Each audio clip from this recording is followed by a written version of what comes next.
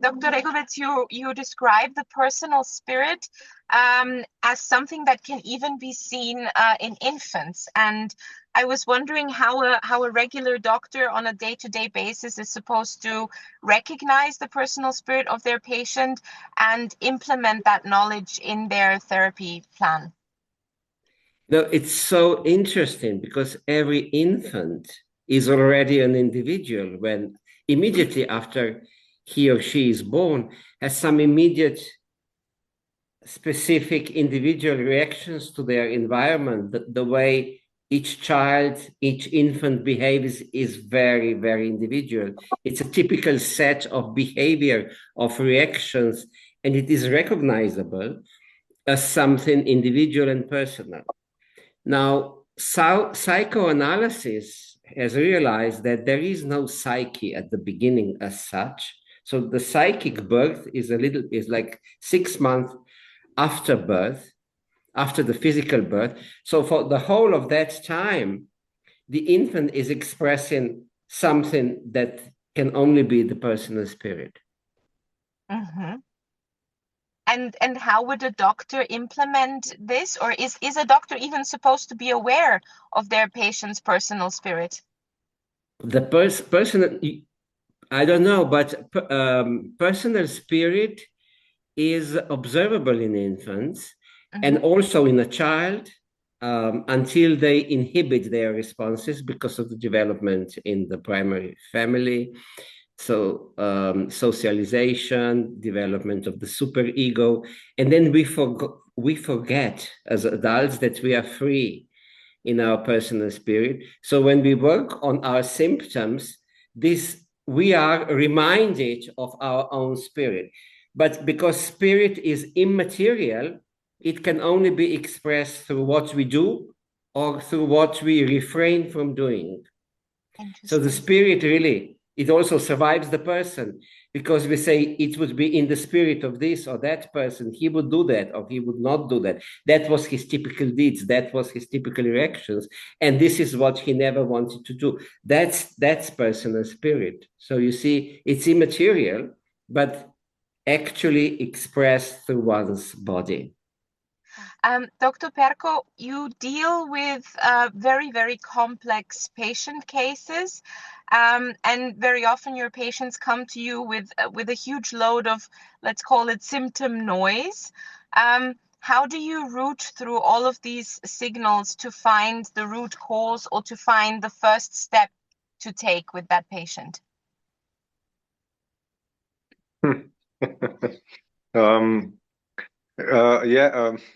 A very, very complicated question. I learned through the years that I know how to listen to my intuition. And actually, somehow, and I don't want it to sound too esoteric, also to connect to the patient's intuition. Now, the fact is, as I discussed this many times with Dr. Regovec, that the symptom has a role in the human life.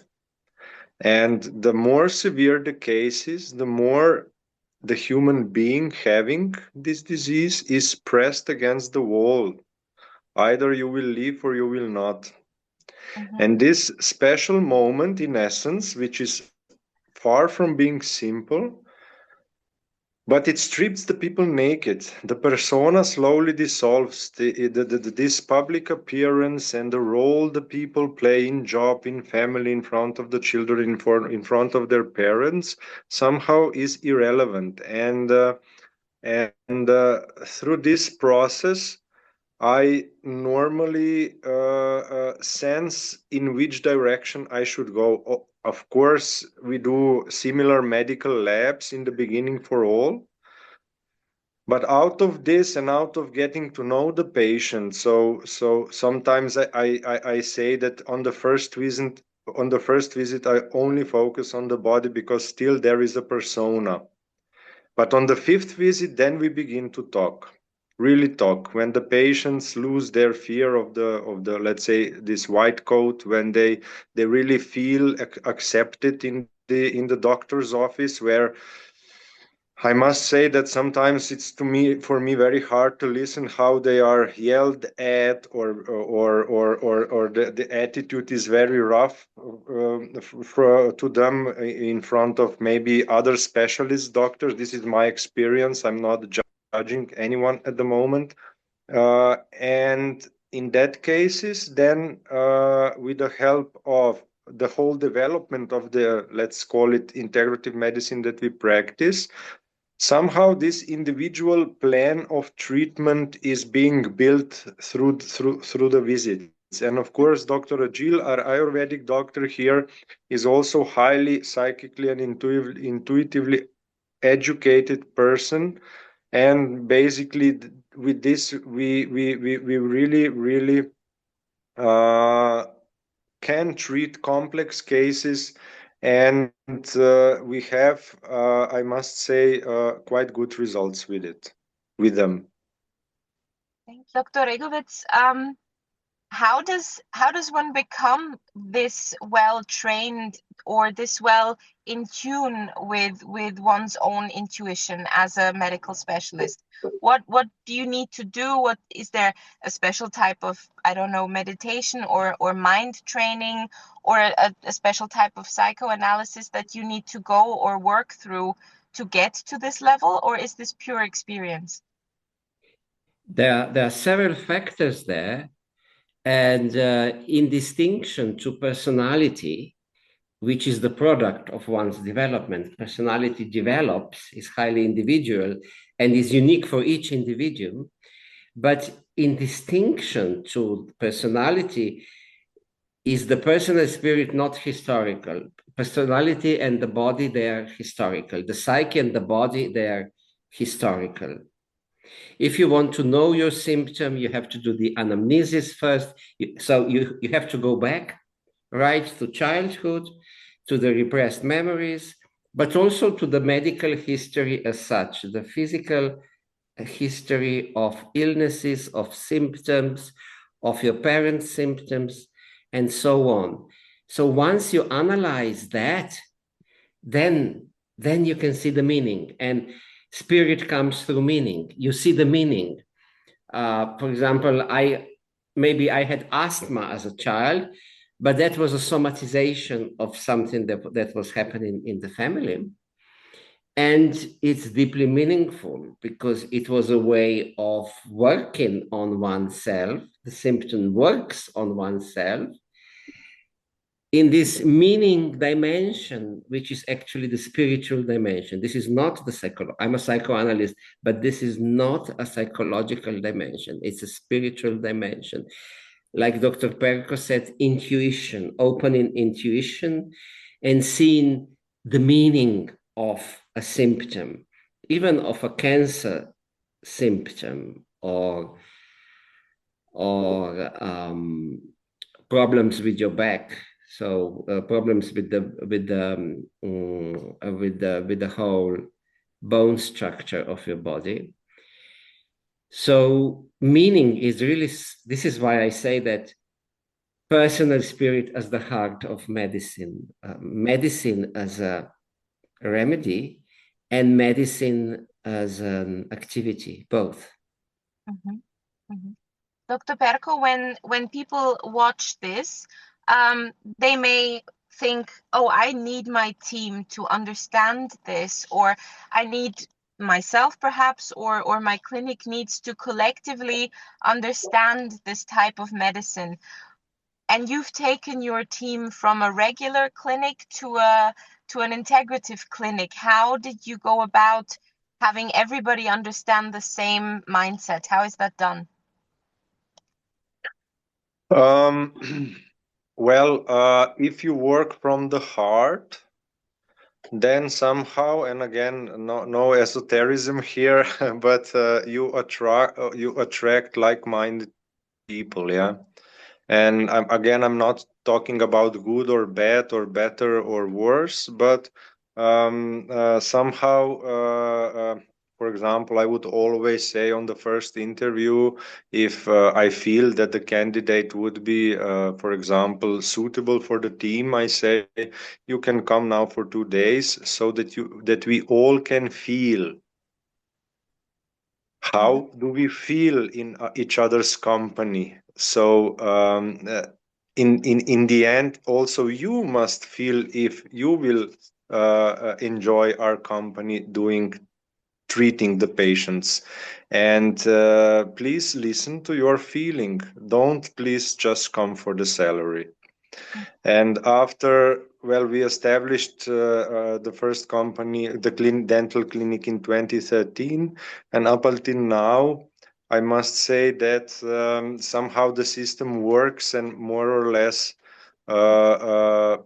people, when someone applies, actually more or less we would hire them, yeah, because, and then how, I mean, you know, when there is so long time of development, then somehow people already know what we do, and they accept the challenge. Dr. Regovec, how does the personal spirit differentiate from personality? Does personality develop from personal spirit, or is it more like a result of coping with the world around us despite our personal spirit? Here is this scheme that I quite often use of constitution of man, human constitution. And personality is something that is made of the psychic, on one hand, characteristics, and the bodily characteristics. Because in personality, I happen to hold a doctorate in psychology of personality. We also measure the typical ways of doing things in your life and not doing and refraining. So that is what I call the bodily cogito. So in the personality, we have the psychic cogito, we have the bodily cogito. So we have the psyche and the physical body, but also some typical thinking patterns, interpretation, judgments, the way we see things, the way we want to persist in interpreting because we are convinced, and so on. So that is the thinking level. And that is generally separated from the bodily and psychic levels of man and their psyche and physical body. Now, the symptom, the function of symptom is really to connect, to really change the way you think, yeah? So once you have a symptom, it will suggest to you more tenderly at first, but then it will become more invasive sometimes because it wants you to change the way you think. So now, where is the personal spirit in all this? The personal spirit is in this core of the person, which is his or her being with a capital B, not being with a small b, which is bytie in Slavic languages, but bit in Slavic languages, or being, das Sein auf Deutsch, yeah. And personal spirit is really the energy factor, right? So everybody has a certain energy factor that one has to align with that energy factor, with the personal spirit, in order to have energy. So energy is really, it cannot be more immaterial, but it fuels the psyche. You see your typical dreams. It fuels the body. You feel energy to do some things, but you may also feel depressed, which is another particular symptom of a personal spirit. And they are all there, you know, in a symptom in order to change the way you think and become and really reinterpret what has been happening to you and whether you are a slave of expectations of others, or are you really more authentic to your own self? These are very interesting topics, and I very much look forward to hearing more about this during the symposium. Dr. Perko, a symposium like this is very costly, and it takes a lot of time and a lot of effort and a lot of personal spirit and energy to set up. Why do you do it? Why did you go about planning this in the first place? Yeah, again, a very good question. Besides all that we do, I think it's very important that we connect. Yeah, and I have been to similar events in Germany and in Austria and elsewhere in Brazil once. And I think it's very important that we meet, that we talk, that somehow we realize that this is a serious medicine. This is not like, the old division of different medicines into alternative and the Western and and this I think we must break this cycle of making sides of it. Medicine is medicine, and medicine should be practiced. And why I like to do it, because all the important speakers always say, yes, we will come to the event. And on the event, we connect medicine, dentistry, psychoanalysis. So basically, participants really get all the aspects of the human, and the program is divided in such a way that it just takes you as you would be watching a movie. You just need to have focus for 2 days. That's the only issue. The food is intentionally vegan so that you don't fall asleep after the lunch break. And that is why, because I think one needs to invest. Of course, these events are in the red numbers, but I am definitely sure after all these years that our patients know that doing the treatments with us, they also invest into the development of this kind of medicine. And I hear that in my offices often. And I would really extend my extreme gratitudes to all our patients that understand the whole concept and what we do. Fantastic. Dr. Regovec, I'm wondering how the personal spirit of a participant at an event such as this reacts to being at an event, being around other personal spirits that may align in the understanding of how their core mission in life is supposed to be set. Do our personal spirits interact? Of course they do. It's contagious. So energy is contagious. We give each other energy. We try to support energetically each other. And that is one of the main things at an event like that.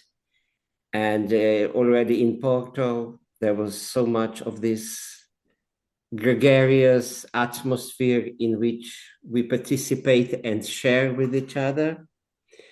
But there is also another component, and this is the meaning-making capacity of what Dr. Perko said about intuition, and this really pertains to the spirit, to the personal spirit. So making meaning is personal, but we can learn from each other, because what we do with symptoms in medicine and in all medicine, and especially in the medicine in this broader sense, integrative medicine, but medicine is really we produce meaning.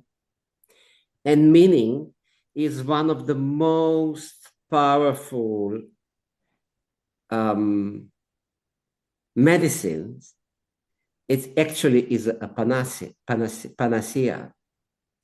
It heals everything.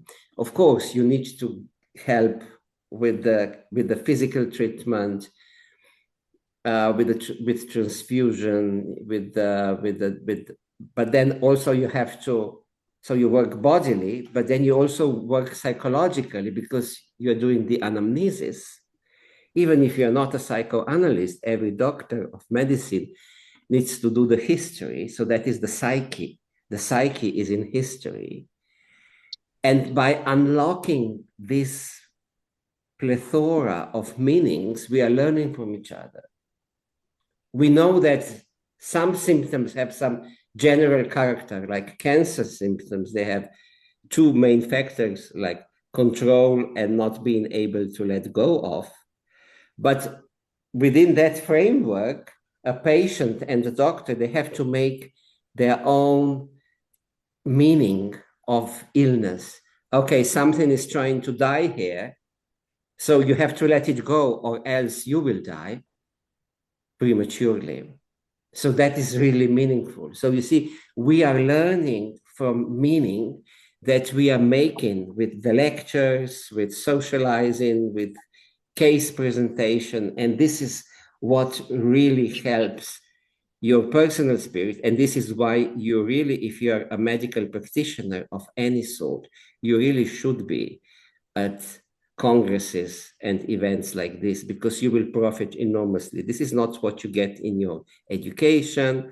This is not what you get in your practice, because you are only the one doctor healing the patient, but there you learn from each other. And that is the meaning. This is itself the meaning of a symposium like this. So if you're still thinking about coming, just make an action. Let your spirit guide you. Come to Ljubljana to this symposium. Fantastically put. Thank you very much.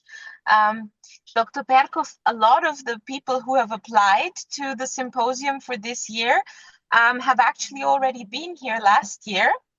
And so for them, I think it would be interesting now to know how the program, how the event will evolve this year.